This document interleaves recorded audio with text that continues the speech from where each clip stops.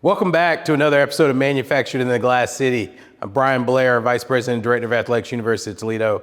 I'm joined today by a guest who, frankly, needs no introduction.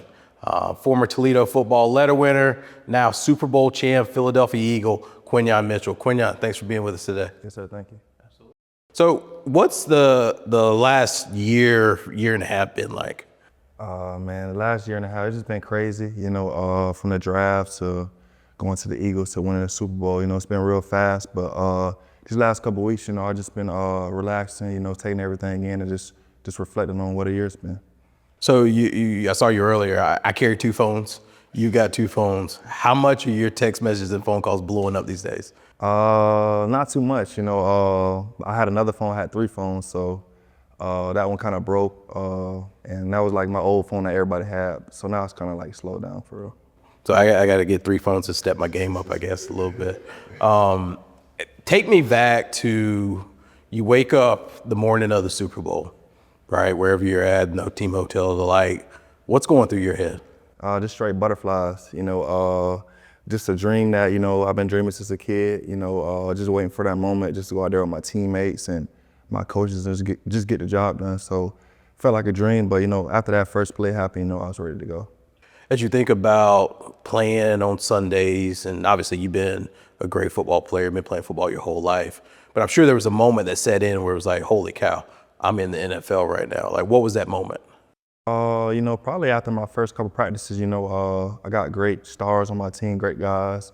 A.J. Brown, Saquon Barkley, Devontae Smith, just being around all those guys and just taking it in and realizing that I'm here and I belong.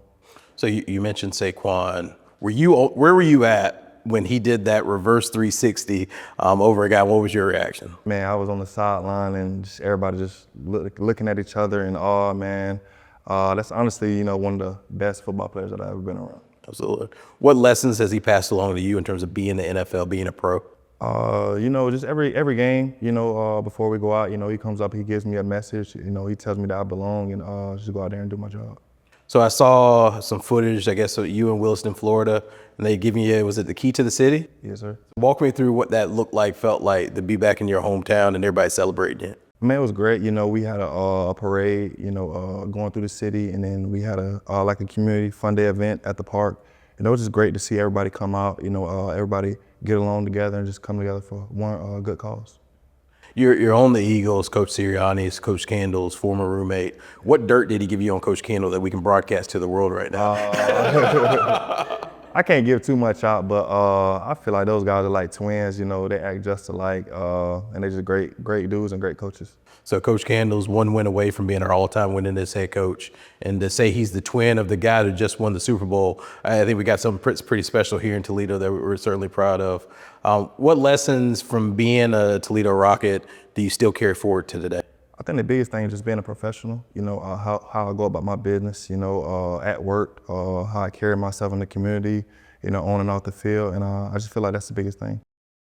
As you think back to draft night, we're 45 minutes up the road in Detroit, and that picture that we've seen of you and Roger Goodell on stage with the whole world literally watching, what did that feel like? I don't even know. It just kind of felt like a dream, something that I still, reminisce and think about, because I feel like that's every kid's dreams, that plays football, just to be up on that stage and shake the commissioner's hand. So, it just felt great. What did he say to you? He just said congrats, we just hugged it out and had a big smile. As you think about being in the NFL, what's the thing that maybe most surprised you about being an NFL player versus a college player? I'd say just the time that you're there, extended meeting time, you don't have class, you don't have school. So you're just there all day, just meeting with coaches and just going over football.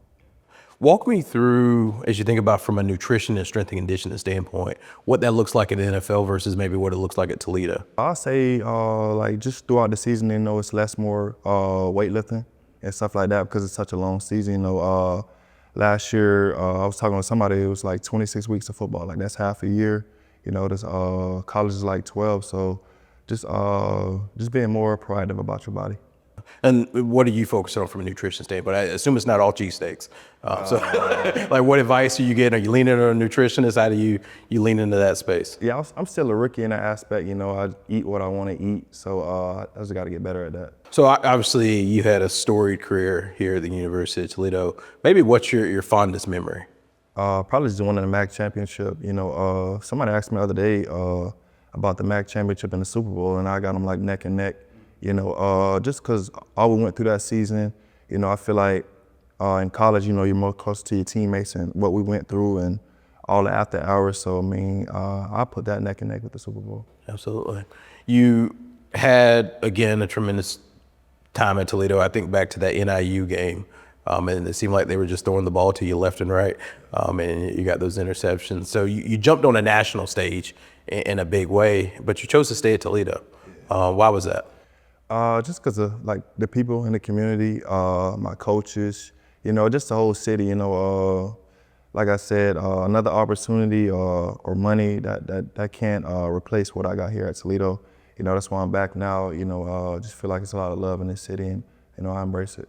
I mean, it says a lot that a first-round draft pick, Super Bowl champ. I mean, you could be training anywhere right now, and I'm sure you've got that ability. But you're here back in town. Why?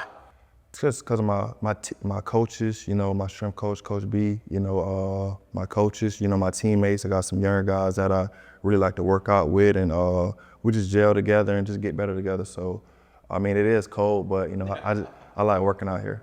So we've got Pro Day today as we sit here right now. What message would you give to Darius and Maxon and all those guys participating in Pro Day? Yeah, just go out there and have fun. You know, you've been doing this your whole life. Yeah, so just go out there and have fun. And we've got a really talented roster right now. Some that'll be faced with a lot of the portal and the NIL and all that. What would you say to those young guys? I say just do what's best for you. You know, and that's listening to your heart, listening to your family, you know, your teammates. You know, don't do it off of what you hear and what you say. Just go about what you know. Yeah. You come from Williston, Florida, which I think is near Gainesville, right? And you make the trek. There's a lot of states and colleges in between Williston and Toledo, Ohio. What made Toledo the right choice out of high school? I'll just say the loyalty, you know, that they gave me. You know, I went through certain obstacles, to get here. And, you know, Coach Quinyon and this coaching staff, they stayed in contact with me, and they really gave me another chance to, play football at the next level. As you think about being a student athlete and being a student at Toledo, what was your favorite moment maybe off the football field?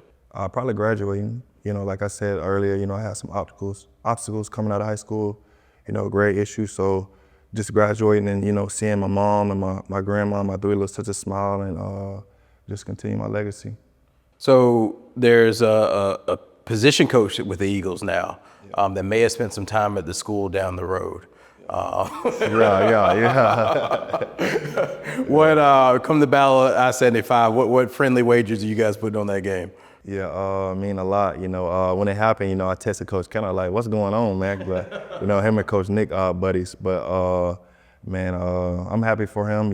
Glad he got the opportunity to coach for the Eagles, and yeah. What's the relationship like with you and your fellow rookies? It's certainly in the defensive backfield. It seems like you guys are really close. Yeah, me and Coop, we real close. Spent extra time meeting with our coaches, and we just came in together and just embraced everything together. Absolutely. And as you think about going on this journey, you're in a brand new world. You don't know anybody. At Toledo, you were familiar with everybody, and everybody knew you. I mean, what's the hardest adjustment there? Just transitioning. I feel like just finding your role. When I first got into the league, to the Eagles, I was much of a quiet guy, but as the season went on and as things progressed, I kind of found my role and just start opening up more. So I saw your dance in the end zone, your end zone celebration. Where did that come from? It just kind of just happened for real. I was just excited. It was a big game versus Washington, and Reed got a pick, and I just bust out a dance. So, yeah. Well, it's gone viral a couple of times now, so we appreciate that. What's your favorite part of Philadelphia? I'll just say the people. Got a great fan base. A fan base that's really just gonna hold you to the standard. There's no ifs, ands, or buts about it. You're playing good, you're gonna hear about it. If you're not playing good, you're gonna hear about it as well. Absolutely. I think there's actually a lot more similarities than people realize about Philadelphia and Toledo. And you got a passionate fan base, and passion cuts both ways. Yeah. All right. So when we're successful, you certainly hear about it. When things don't go our way, you certainly hear about it. I think, what other ways did being at Toledo maybe prepare you for being a Philadelphia Eagle? Yeah, I'll just say, as far as the fan base, I feel like both fan bases have your back no matter what. They just want what's best for you, what's best for the team, what's best for the city and stuff like that. But I feel like in all aspects, Toledo, it was an easy transition to leave coming from Toledo. We are really fortunate here that you talk about the fan base. I think a lot of supporters support our dreams, whether it be donations, NIL, and the like. I mean, if you had a message for some of those supporters that certainly continue to support the Rockets and frankly support our dreams to try to grow and be more than what we are today, what would you say to them? I honestly just say thank you, for all the support that you've given me and, my teammates that's currently here and my past teammates. Y'all travel to games, y'all travel well. Yeah, just thank you for everything. As you think back to young Quinyon, being a sophomore or junior in high school, still pursuing lots of dreams, that young man that's in Williston, Florida, in your shoes right now, what are you saying to him? I'll just say to him, don't be distracted by, the facades or everything that may not seem like it is. I feel like coming to Toledo, I came with a mission and a plan, and I feel like you can make it from anywhere. It doesn't matter about, group of five or power five. If you come in, you be a good person, you work hard, you can achieve any dream you want. Absolutely. You almost become a brand in and of yourself for a group of five players, right? That you can do it from anywhere. And certainly with Toledo football, I look at this year and Darius Alexander, stock has certainly risen. He's gotten a lot of notoriety right on the heels of you choosing to not only stay, but perform at a high level. And we've seen Darius do the same thing. What does that mean to you to kind of cement that legacy? I think it means a lot, but, I've only done as much as, the guys before me. I had great guys come before me, and I just want to, take it to the next level. But, at the end of the day, I think, Toledo is actually, becoming a powerhouse name. Last year we go down and we beat Mississippi State, and we on the national stage. We win MAC championships, beat Pitt in the bowl game. So I feel like we just making a name for ourselves, actually. It's fascinating. We've got, over the last couple of years, football, men's and women's basketball, we won more games in conference than any other program in the entire country. And I tell people that stat, and they're like shocked. Wow, Toledo? It's like, yeah, Toledo. We go down to Mississippi State. We not only beat them, we beat them badly. Let's be real. The cowbells were gone by the third and fourth quarter. And then we get a bowl game against Pitt where not a whole lot of people gave us a chance. And then 6 overtimes later, we make a national stage and Good Morning America and the like. As an alum, and you watch those games, what does that feel like?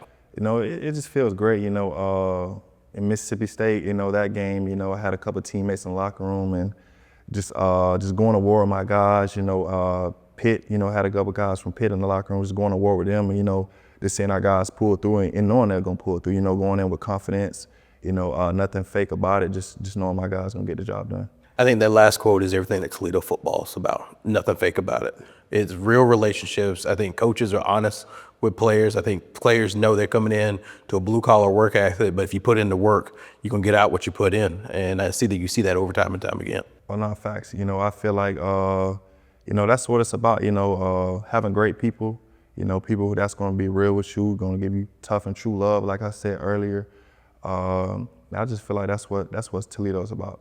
So Quinyon, really appreciate you being back. One, being back around the guys. I think just you being here says a ton about what this place represents and what Coach Kendall and our staff represent. And you present a tangible example of what can be done from the University of Toledo. So really appreciate the day's conversation. We'll be back with another episode of Manufacturing in the Glass City. Thank you, Rockets.